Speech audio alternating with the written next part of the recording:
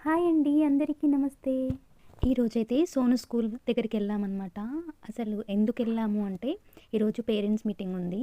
So, parents meeting ఉంది అంటే, compulsory వెళ్ళాలి అని చెప్పేసి మేము అనుకుంటామండి.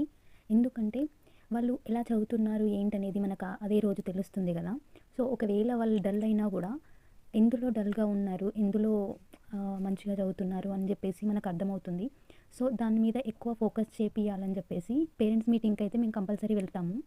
అంటే పేరెంట్స్ మీటింగ్‌కి వెళ్తేనే వాళ్ళు ఎలా చదువుతున్నారు అని చెప్పేసి తెలవడం అని కాదు కానీ, ఒక్కసారి మనం క్లాస్ టీచర్‌ని కలిసి తనతో మాట్లాడి ఎలా చదువుతున్నాడు, ఏంటి అనేది మనకు తెలుసుకుంటే బావుంటుందని చెప్పి నా ఉద్దేశము. అయితే నేను వెళ్ళేసరికి క్లాస్‌లో సోను ఎలా ఉన్నాడో ఒకసారి చూడండి.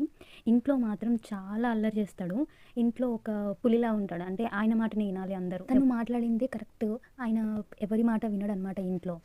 చూడండి స్కూల్లో ఎలా ఉన్నాడో, అసలు ఎంత సైలెంట్‌గా ఉన్నాడో అంటే ఇంట్లో పులి, స్కూల్లో పిల్లి అనమాట.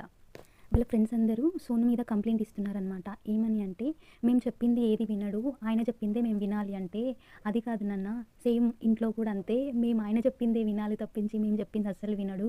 మీరు వినడంలో ఏముందిలే కొత్త" అని చెప్పేసి చెప్పినా నేను. మార్క్స్ దగ్గరికొచ్చేసరికి వాళ్ళ క్లాస్ టీచర్ అనమాట తను. తను చాలా బాగా చదువుతున్నాడు అని చెప్పేసనన్నది. కాకపోతే ఏంటంటే, తనని ఒక క్లాస్ మేము జంప్ చేయించామనమాట. ఎందుకంటే అప్పుడు కరోనా బ్యాచ్ తను. సో, 2017లో కాబట్టి కరోనా టైంలో తనని స్కూల్లో వేయలేదు మేము.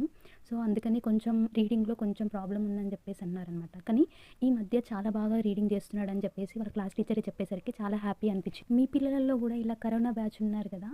ఇలానే వెనుకబడి ఉన్నప్పుడు కొంచెం మనం ఇంట్లో కూడా హెల్ప్ చేస్తే వాళ్ళు బాగా చదువుతారు.